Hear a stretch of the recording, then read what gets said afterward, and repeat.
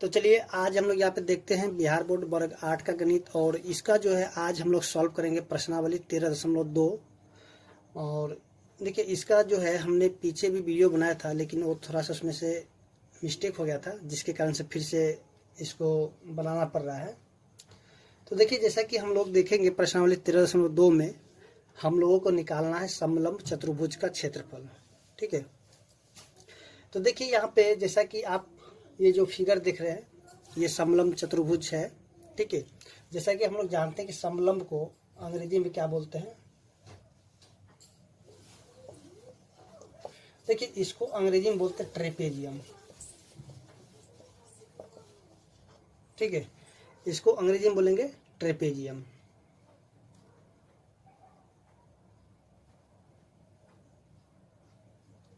अब देखिए यहाँ पे जैसे कि अगर हम यहाँ पे नाम देते हैं इसका, देखिए अगर इसको मान लेते हैं A1, ठीक है, और A2।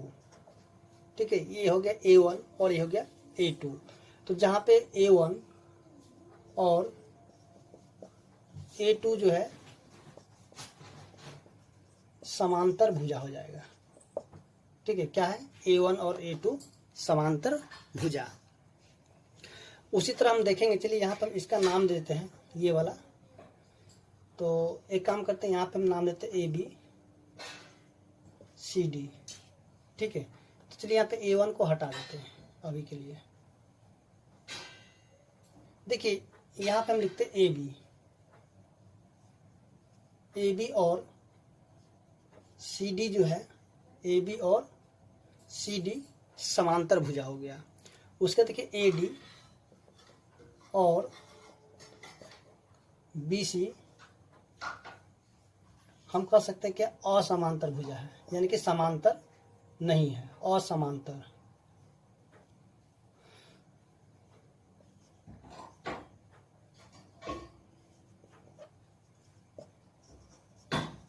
ठीक है, AD और BC क्या हो जाएगा, असमांतर भुजा।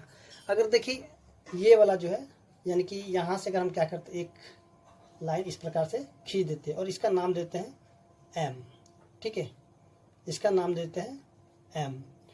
तो देखिए यहाँ पे DM जो है ना, इसका हो जाएगा ऊंचाई। ठीक है, ये वाला इसका क्या हो जाएगा, ऊंचाई। ठीक है,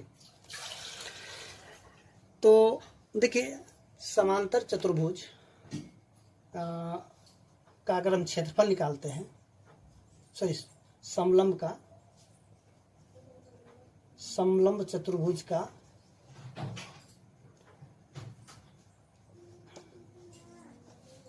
जो क्षेत्रफल हो जाता है, क्या हो जाता है, इसका जो फॉर्मूला होता है 1/2 गुना में ऊंचाई और फिर से क्या हो जाएगा, समांतर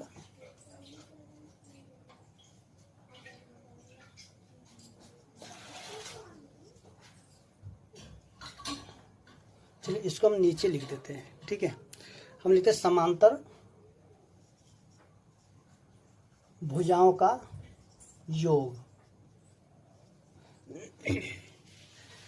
तो देखिए ये जो फॉर्मूला हो जाएगा, क्या चीज, समलंब चतुर्भुज का क्षेत्रफल 1/2 गुना में ऊंचाई गुना में और जो है ब्रैकेट में क्या है, समांतर भुजाओं का योग, या फिर हम ऐसे भी लिख सकते हैं समांतर भुजाओं का योग लिख सकते हैं। ठीक है, तो चलिए यहाँ पे जो इसका फॉर्मूला होता है वो किस प्रकार से यानी कि होता है, थोड़ा सा हम लोग उसको भी देख लेते हैं। उसका इसका जो प्रश्न होगा उसको हम लोग सॉल्व करेंगे।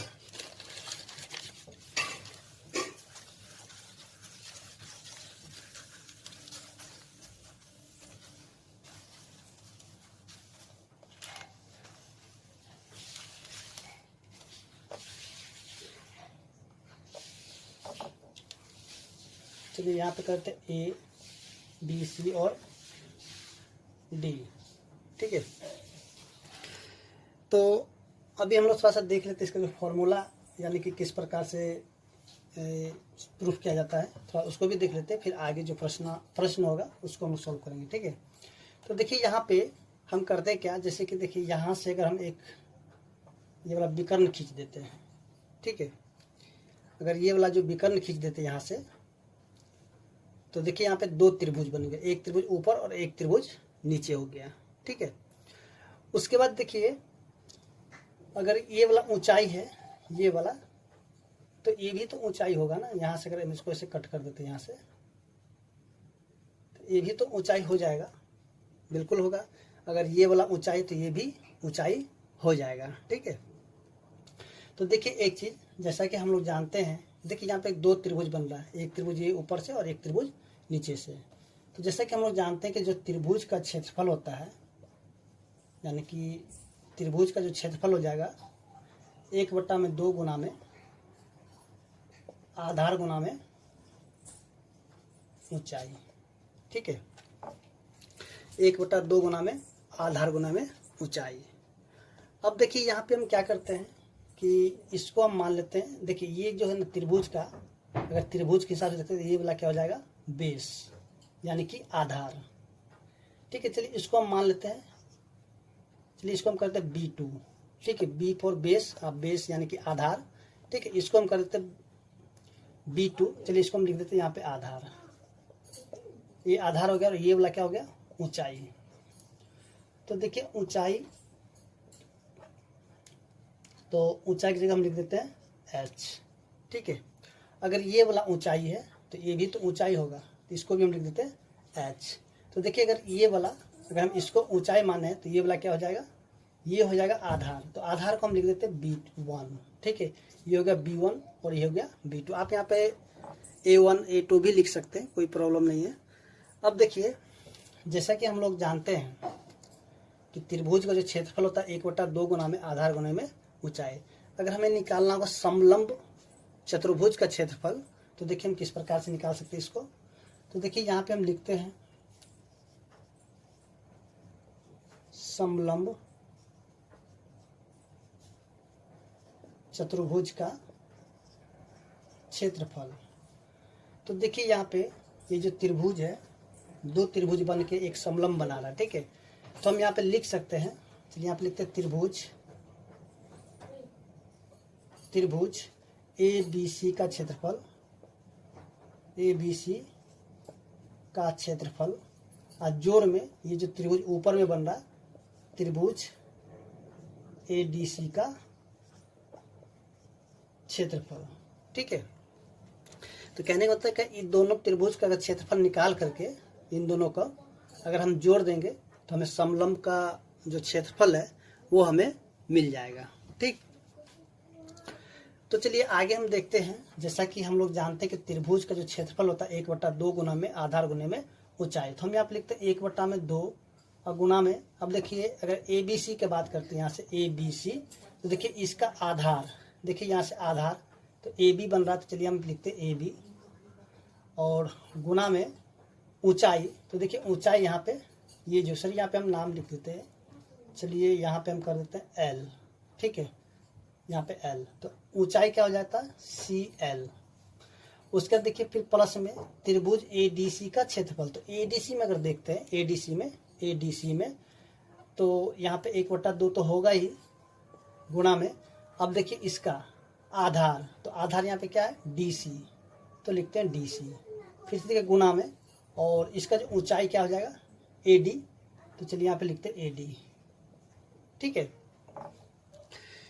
तो चलिए एक मिनट थोड़ा सा हम इसको नीचे कर लेते हैं, उसके बाद फिर आपको आगे दिखाते हैं इसका। तो अब हम यहाँ पे करते हैं क्या कि देखिए 1/2 है। अब से देखिए तो एक चीज़ यहाँ पे, चलिए पहले हम लिख लेते हैं 1/2 वैसे ही रहेगा, और गुना में AB। तो देखिए AB की जगह में हम इसको लिख सकते हैं क्या B2। ठीक है, क्योंकि यहाँ पे देखिए B2 है ना आधार, तो B2 हम लिख देंगे। फिर गुना में, और ये CL, तो CL को यहाँ पे CL का जो जगह पे हम लिख सकते हैं H। ठीक है, क्योंकि ऊंचाई है तो हम इसको लिख देते हैं H। फिर प्लस में 1/2 गुना में DC, तो DC देखिए तो क्या है B1। ठीक है, क्या है B1। फिर गुना में AD, तो देखिए AD क्या है H है यहाँ पे, तो हम लिख देते हैं यहाँ से H। ठीक है, अब देखिए यहाँ पे कि इन दोनों में आपको क्या क्या एक जैसा मिल रहा है। ठीक है, अगर जो आपको मिलेगा एक जैसा उसको हमें क्या करना है कॉमन ले लेना होगा। देखिए यहाँ पे 1/2 1/2 मिल रहा है, तो हम लिख देते हैं 1/2।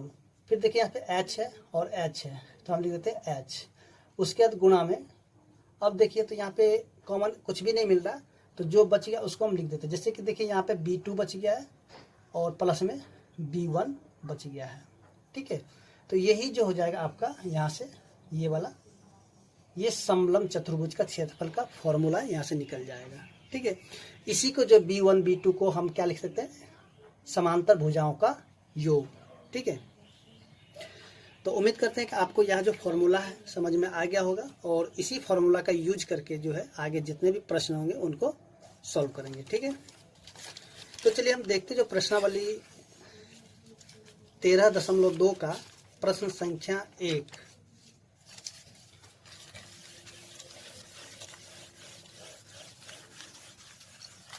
तो देखिए जैसा कि दिया हुआ है फोटो में, चलिए सबसे पहले हम क्या करते हैं, फोटो को बना लेते हैं।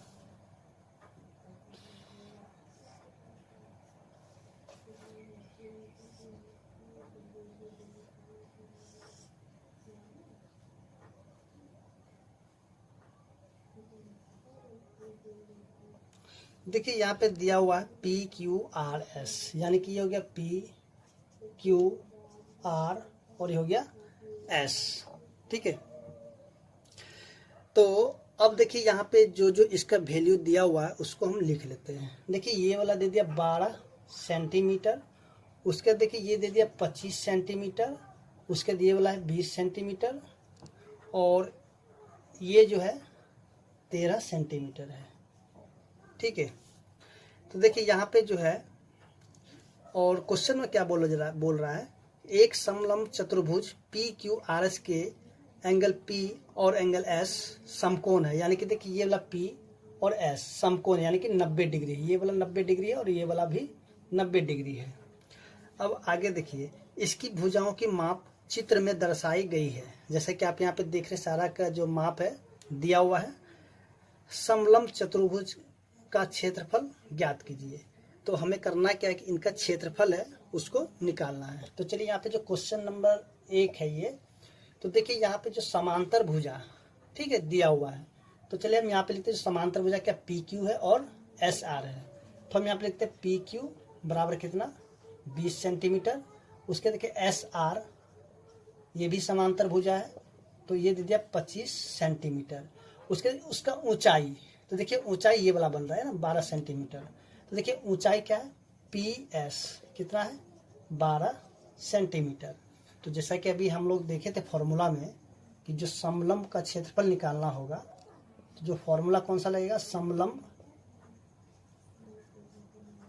चतुर्भुज का क्षेत्रफल क्या हो जाएगा 1/2 गुना में आधार गुना में ऊंचाई, ठीक है। तो यहाँ पे हम लिखते हैं आधार गुना में ऊंचाई, सॉरी उल्टा हो जाएगा आधा,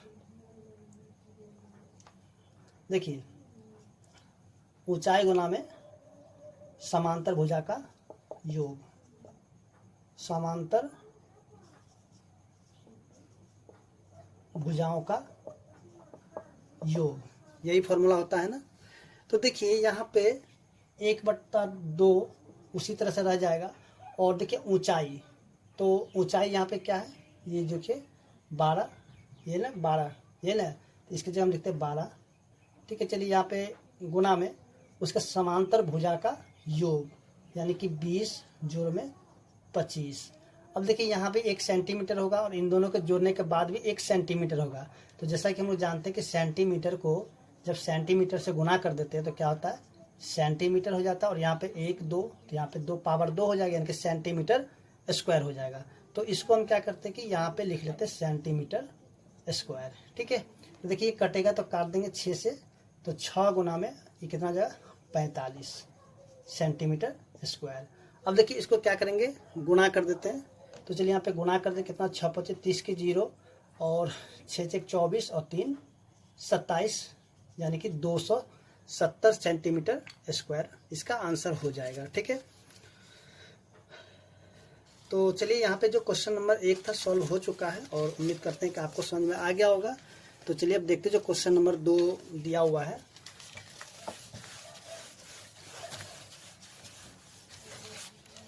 तो देखिए क्वेश्चन नंबर 2 में क्या दिया हुआ, एक समलंब चतुर्भुज ABCD में ABCD का समांतर है। तो चलिए यहाँ पे हम क्या करते हैं, एक फिगर पहले बना लेते हैं। जैसा कि ये एक समांतर चतुर्भुज है, ठीक है, और यहाँ पे बोल रहा है कि AB और CD समांतर है, AB और CD। तो चलिए यहाँ पे हम करते A B C और ये हो गया D। ये दोनों क्या है, AB और CD क्या हो गया, समांतर हो गया, ठीक है। तो देखिए AB का जो माप दिया हो कितना, 30 सेंटीमीटर। उसके बाद जो है BC दे दिया कितना, 44 सेंटीमीटर। उसके बाद देखिए यहाँ पे AD दे दिया कितना, 13 सेंटीमीटर, यानी कि यहाँ पे। उसके बाद दिया हुआ आगे BC 15 सेंटीमीटर। तो देखिए यहाँ पे जो है ऊंचाई नहीं दिया हुआ है, तो हम करेंगे क्या कि सबसे पहले ऊंचाई को निकालेंगे, उसके बाद जो इसका क्षेत्रफल निकालेंगे, ठीक है। तो चलिए यहाँ पे ऊंचाई निकाल लेते हैं। देखिए जैसा कि अगर हम देखते हैं ये वाला 30 है, तो यहाँ से हम इसको ऐसे करके कट कर देंगे, यहाँ से काटेंगे। तो अगर ये वाला 30 है यहाँ से यहाँ तक, तो ये भी हो जाएगा 30, ठीक है। तो यहाँ जो रेस्ट बचेगा कितना, 14, क्योंकि यहाँ पे जो है 44 में से जब 30 को घटाएंगे तो इधर 14 बचेगा, ठीक है। और ये 13 है, तो ये भी 13 होगा, क्योंकि ये दोनों एक ही जैसा हो जाएगा। ये वाला देखिए तो एक जैसा दिख रहा है ना, तो ये 13, तो ये भी 13। तो सबसे पहले हमें करना क्या होगा कि ये त्रिभुज जो दिया हुआ है, इस त्रिभुज के सहायता से हमको इसका ऊंचाई निकालना होगा, ठीक है। उसके बाद जो है हम क्या करेंगे कि जो इसका क्षेत्रफल होगा समलंब का, उसको निकालना होगा। तो चलिए यहाँ पे करते क्या है, सबसे पहले इसका यहाँ जो काटे हैं इसका नाम दे देते हैं। चलिए यहाँ पे हम इसका नाम देते हैं M, ठीक है। तो क्वेश्चन नंबर 2 ये देखिए, त्रिभुज BCM से, ठीक है। तो देखिए यहाँ पे जो है ये क्या हो गया, विषमबाहु त्रिभुज बन रहा। और इसका हम क्या करेंगे कि हीरोन का फॉर्मूला यूज करके इसका पहले क्षेत्रफल निकालेंगे। जब क्षेत्रफल निकल जाएगा तब इसका ऊंचाई निकालेंगे, जब ऊंचाई निकलेगा तब इस पूरे का जो क्षेत्रफल निकालेंगे, ठीक है। या फिर हम ऐसे भी कर सकते हैं यहाँ से कि त्रिभुज का क्षेत्रफल निकाल दे, और ये जो है ये वाला, और जैसे कि ये, चलिए यहाँ पे सबसे पहले हम क्या करते हैं, इसका क्षेत्रफल निकालते हैं। देखिए त्रिभुज BCM से अगर चलते ये वाला त्रिभुज से, तो चलिए इसको हम क्या करते हैं कि यहाँ से इसको मान लेते हैं A बराबर कितना, 15 सेंटीमीटर, B बराबर हो जाएगा 14 सेंटीमीटर, और C बराबर हो जाएगा 13 सेंटीमीटर, ठीक है। तो सबसे पहले हम क्या करते हैं, यहाँ से S निकालते हैं। जैसा कि आप लोग क्लास 7 में पढ़े होंगे हीरोन का फॉर्मूला, ठीक है। तो उससे हम लोग यहाँ पे निकालेंगे त्रिभुज का क्षेत्रफल। देखिए S क्या होता है, अर्ध परिमाप। चलिए यहाँ पे हम लिख देते हैं अर्ध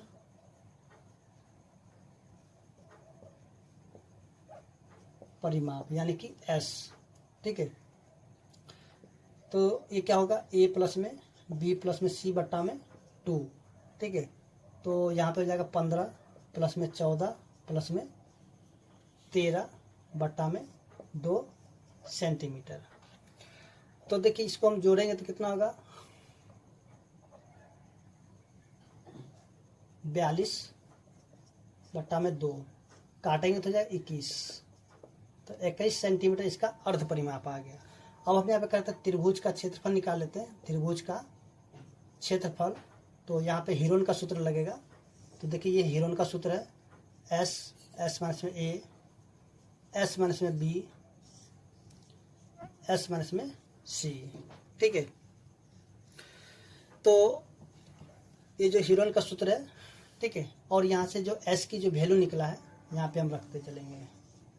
देखिए S की वैल्यू कितना है, 21, फिर 21 में से घटाएंगे A का वैल्यू कितना, 15, फिर 21 में से घटाएंगे 14, और 21 में से घटा लेंगे 13, ठीक है। तो देखिए यहाँ पे बचेगा क्या। अब चलिए हम ऊपर से इसको थोड़ा सा मिटाते चलते हैं, नहीं तो फिर जगह नहीं बचेगा। तो देखिए यहाँ पे रूट में क्या बचेगा, 21 गुना में 21 में से 15 गया तो 6 गुना में, उसके बाद फिर गुना में कितना बचेगा, 21 में से 14 गया तो 7 गुना में, और ये बचेगा 8। ठीक है, तो चलिए यहाँ पे हम क्या कहते हैं, इसका जो है या तो फिर हम सभी को गुना करके इसका वर्गमूल निकाल ले, नहीं तो फिर आपको जैसे सुविधा बुझाए उस प्रकार से कीजिए। देखिए हम इसको लिख देते कितना, 21 से तो लिखते 3 गुना में 7, और इसको भी हम तोड़ देते हैं तो कितना होता है 2 गुना में 3, यानी कि इसका हम अभाज्य गुणनखंड कर लेते हैं। तो 3 गुना में 7, 2 गुना में 3, उसके बाद गुना में 7 ये वाला, फिर 8 को तोड़ेंगे तो 2 गुना में 2 गुना में 2 हो जाएगा। अब देखिए यहाँ पे जिसका इसका जोड़ा मिल रहा है उसको आप निकाल के लिख लीजिए। जैसे 3 से 3 का मिलेगा तो 1 3, और 7 का 7 से मिलेगा तो 1 7, फिर 2 का 2 से मिलेगा तो 1 2, और फिर यहाँ पे ये 2 का जोड़ा लग करके 1 2 और बाहर आएगा। तो देखिए इसको हम गुना कर देंगे तो कितना हो जाएगा ये। और एक चीज़ देखिए, ये सब जो सेंटीमीटर स्क्वायर में आएगा, ये सभी के सभी सेंटीमीटर स्क्वायर आते जाएगा। ठीक है, तो चलिए यहाँ पे सेंटीमीटर स्क्वायर यानी कि कितना हो जाए 84 सेंटीमीटर स्क्वायर, यानी कि इसका क्षेत्रफल आया है। ठीक है, ये जो त्रिभुज है। अब हम कर देंगे क्या कि यहाँ से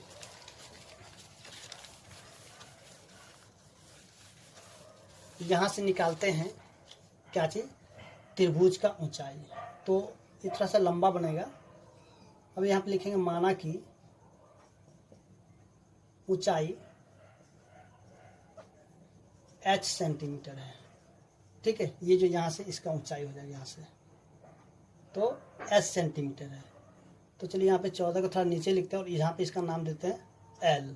ठीक है, तो अब जो है हमने इसको h मान लिया है, ये वाला ऊंचाई है।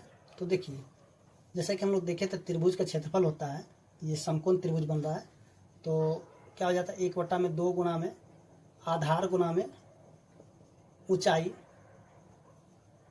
चलिए ऊंचाई गुना में आधार कर देते हैं, और ये जो त्रिभुज का क्षेत्रफल है उसका वैल्यू कितना निकला यहाँ पे 84 सेंटीमीटर स्क्वायर। ठीक है, तो देखिए 1/2 गुना में, अब देखिए यहाँ पे ऊंचाई तो हमें नहीं पता, ऊंचाई को हमने h माना तो h लिखते हैं गुना में, और आधार देखिए आधार ये वाला यहाँ से त्रिभुज में ये वाला जो है इसका आधार बने तो कितना ये 14, तो लिखते हैं 14 बराबर में 84। तो इसको हम काटेंगे, 7 से कटेगा और ये 7 से कटेगा कितने बार में 12 बार में, तो यानी h की जो वैल्यू है 12 सेंटीमीटर निकल जाएगा। ठीक है, तो हम कह सकते हैं इसका जो ऊंचाई हो गया कितना 12 सेंटीमीटर। अब देखिए हम यहाँ पे जो समांतर भुजा भी मालूम है और ऊंचाई भी मालूम है, तो हम क्या करेंगे समलंब का क्षेत्रफल निकाल देंगे। ठीक है, तो चलिए यहाँ पे अब करते हैं क्या कि जिसका समलंब है उसका क्षेत्रफल निकाल लेते हैं। तो यहाँ पे अब निकालेंगे, अब समलंब का क्षेत्रफल, तो यहाँ पे लिखते 1/2 गुना में आधार गुना में, यहाँ पर ऊंचाई गुना में समांतर भुजा का योग, समांतर भुजाओं का योग। ठीक है, तो ये हो जाए 1/2 गुना में ऊंचाई देखिए अभी निकाले थे 12, और गुना में समांतर भुजा 30 और कितना 44, तो ये जाएगा 30 प्लस में 44 सेंटीमीटर स्क्वायर। इसको काटेंगे कितना हो जाएगा ये 6, तो 6 गुना में 74, और इसको गुना कर देते तो कितना हो जाता है 6 6 24 के 4, 7 6 42 और 2 44, यानी कि 444 सेंटीमीटर स्क्वायर इसका आंसर आ जाएगा। ठीक है, तो देखिए इस क्वेश्चन नंबर 2 के तरह ही ठीक क्वेश्चन नंबर 3 भी बनेगा। तो चलिए यहाँ पे जो क्वेश्चन नंबर 3 दिया हुआ उसको भी सॉल्व कर लेते हैं।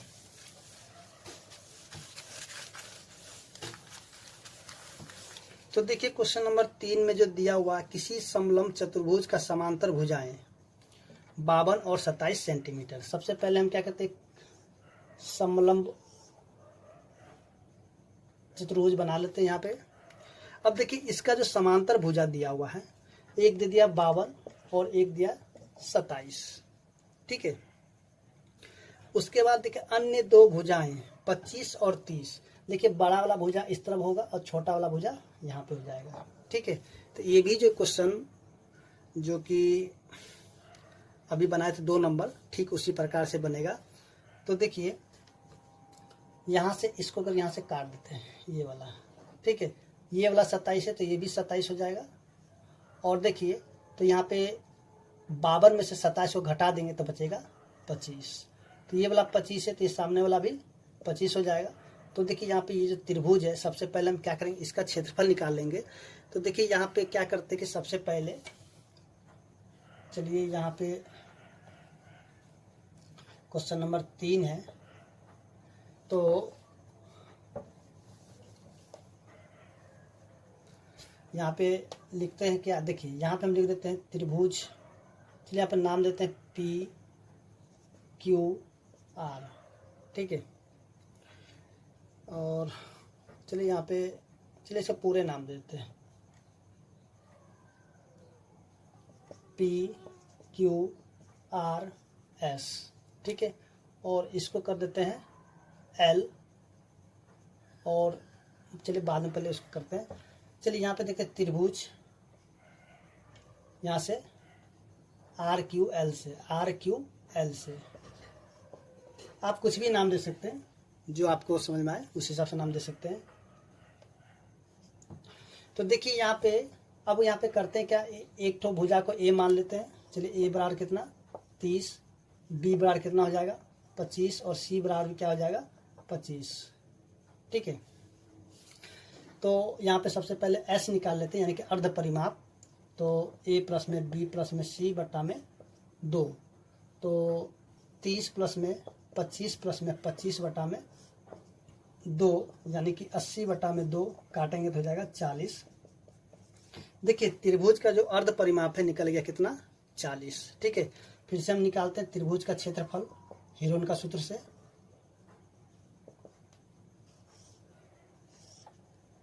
देखिए यहाँ पे जो एक, जैसे कि देखिए ये 25 है, ये वाला 25 है, तो यानी कि समद्विबाहु त्रिभुज हो गया। तो एक समद्विबाहु त्रिभुज का भी क्षेत्रफल होता है, फॉर्मूला होता है। तो हम लोग क्या करेंगे कि यहाँ पे सिर्फ एक ही फॉर्मूला का याद रखेंगे, ज़्यादा फॉर्मूला बनाने से फिर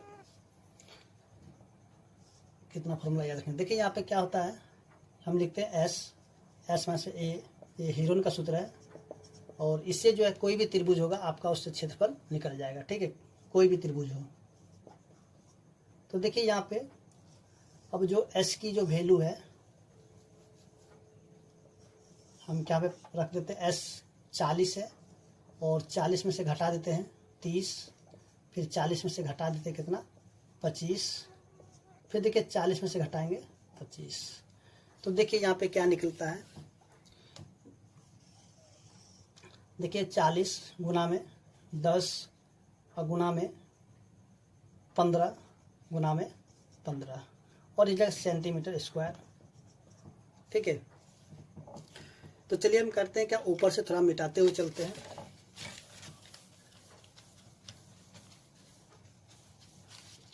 तो देखिए यहाँ पे 40 को हम लिख देते हैं क्या 2 गुना में 2 गुना में 10, तो कितना 2 दूनी 4, 4 दें 40, ठीक है।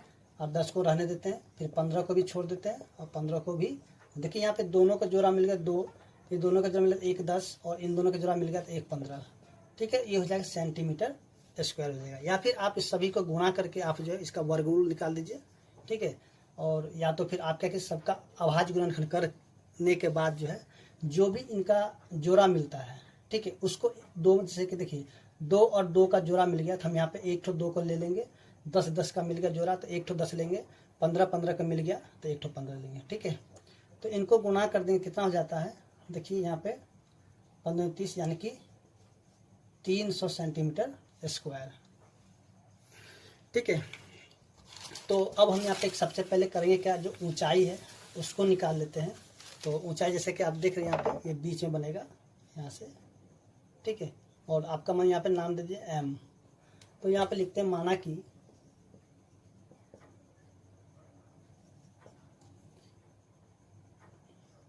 ऊंचाई एच, अब देखिए यहाँ पे सभी क्या था, सेंटीमीटर में सभी, ठीक है, आप लिख लीजिएगा इसको सेंटीमीटर में। तो चलिए यहाँ पे एच सेंटीमीटर है, ठीक है। तो जैसा कि हम लोग फॉर्मूला देखे थे 1/2 गुना में आधार गुना में ऊंचाई। तो देखिए अब इसका जो ये त्रिभुज का क्षेत्रफल है, ठीक है, ये क्या त्रिभुज का क्षेत्रफल और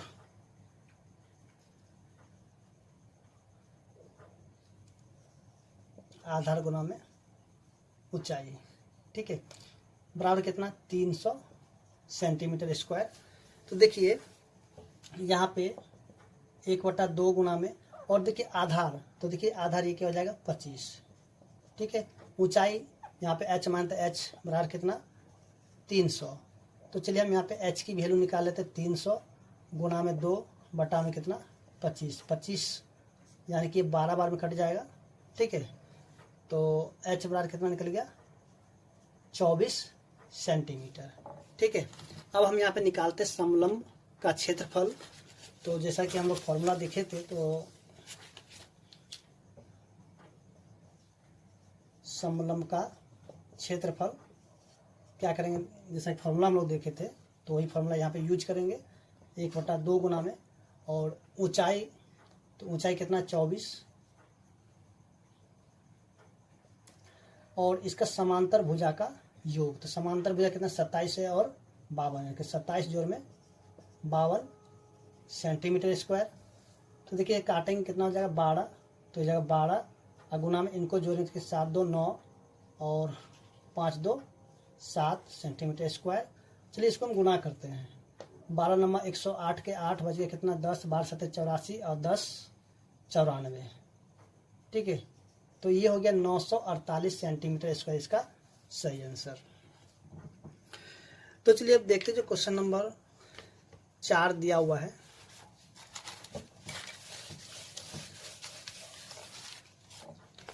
तो देखिए क्वेश्चन नंबर 4 में क्या दिया, किसी समलंब चतुर्भुज का क्षेत्रफल 200 मीटर स्क्वायर है। तो चलिए यहाँ पे क्वेश्चन नंबर 4 के लिए जो जो चीज दिया हम लिख लेते हैं।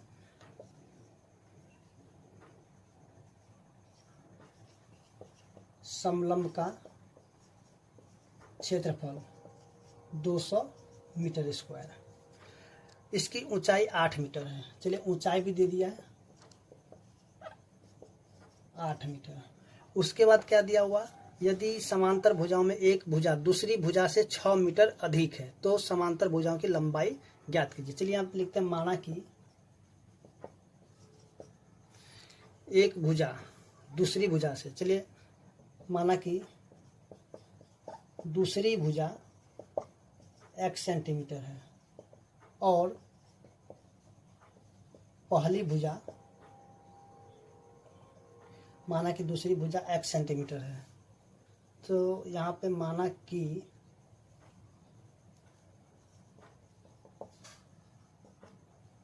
समांतर, चलिए इसको यहाँ से पहले लिखते हैं, हटाते हैं, माना कि दूसरी समांतर भुजा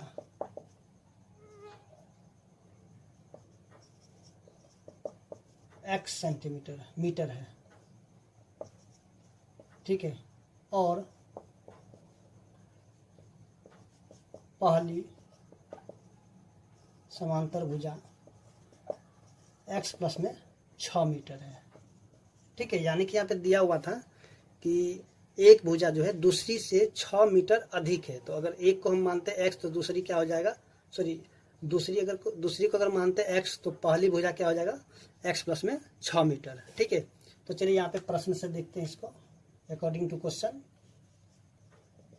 तो देखिए जैसा कि हम लोग जानते हैं समलंब का क्षेत्रफल, तो फॉर्मूला क्या था 1/2 गुना में, और ऊंचाई, तो ऊंचाई गुना में समांतर भुजा का योग,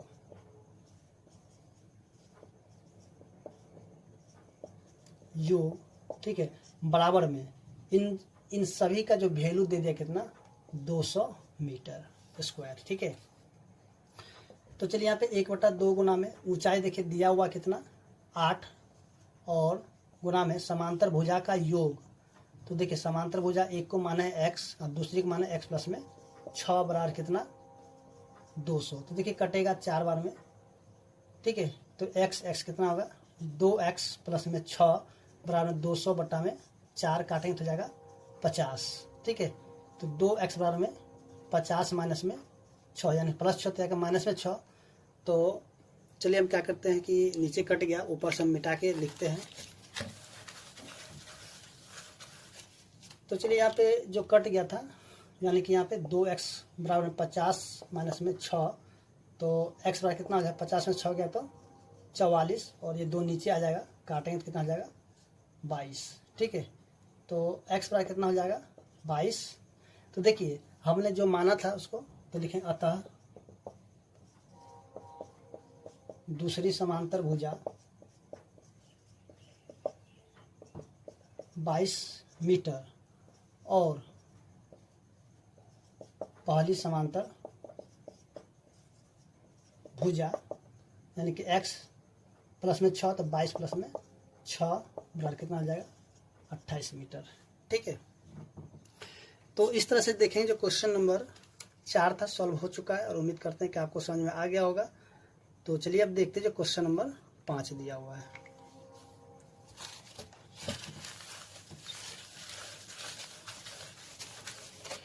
तो देखिए क्वेश्चन नंबर 5 में जो दिया हुआ, किसी समलंब चतुर्भुज की समांतर भुजाएं क्रमशः 24 और 20 सेंटीमीटर तथा दोनों भुजाओं के बीच की दूरी 15 सेंटीमीटर, तो इसका क्षेत्रफल ज्ञात कीजिए। तो देखिए क्वेश्चन नंबर जो कि 5 है, ठीक है। तो यहाँ पे हम लिखते हैं समांतर भुजा, समांतर भुजाएं कितना कितना दे दिया है 24 और 20 यानी कि 24 सेंटीमीटर और 20 सेंटीमीटर, ठीक है। और ऊंचाई देखिए कितना दे दिया है, देखिए ऊंचाई जो दे दिया इसका 15 सेंटीमीटर यानी कि बीच की दूरी बोल रहा, तो बीच की दूरी यानी कि ऊंचाई, ठीक है। तो समलंब का जो क्षेत्रफल निकालना है, तो समलंब का क्षेत्रफल क्या हो जाएगा 1/2 गुना में ऊंचाई गुना में समांतर भुजाओं का योग, ठीक है। तो 1/2 गुना में और ऊंचाई कितना दे दिया 15 गुना में समांतर भुजा यानी कि 24 प्लस में 20 सेंटीमीटर स्क्वायर। तो 1/2 गुना में 15 गुना में 44 सेंटीमीटर स्क्वायर, तो काटेंगे कितना हो जाएगा 22। तो 15 दूनी 30, 15 दूनी 30, 2 30 और 3 33, 15 30 3 33 यानी कि 330 सेंटीमीटर स्क्वायर इसका आंसर हो जाएगा, ठीक है। तो चलिए अब देखते हैं कि क्वेश्चन नंबर 6 दिया हुआ है। देखिए क्वेश्चन नंबर 6 में जो दिया हुआ, किसी समलंब चतुर्भुज का क्षेत्रफल दे दिया कितना 384 सेंटीमीटर स्क्वायर। समलंब का क्षेत्रफल, चलिए थोड़ा सा आगे पीछे, देखिए समलंब का क्षेत्रफल कितना दे दिया है 384 सेंटीमीटर स्क्वायर, ठीक है। उसके बाद देखिए अब समांतर भुजाओं का अनुपात दिया हुआ है, ठीक है 3 और 5। उसके इसका जो लंबात्मक दूरी यानी कि ऊंचाई, चलिए हम लिख देते हैं ऊंचाई बड़ा कितना 12 सेंटीमीटर, ठीक है। और इस देखिए अब यहाँ पे समांतर भुजा जो अनुपात में दिया तो यहाँ पे लिखेंगे माना कि समलंब का समांतर भुजाएं कितना दे दिया 3 और 5 है ना, तो 3x और 5x है, ठीक है। तो जैसा कि हम लोग फॉर्मूला देखे थे अकॉर्डिंग टू क्वेश्चन यानी कि प्रश्न से, तो फॉर्मूला कहता है 1/2 गुना में, और चलिए यहाँ पे आधार बार बार आधार लिखा जाता है, ऊंचाई गुना में समांतर भुजाओं का योग।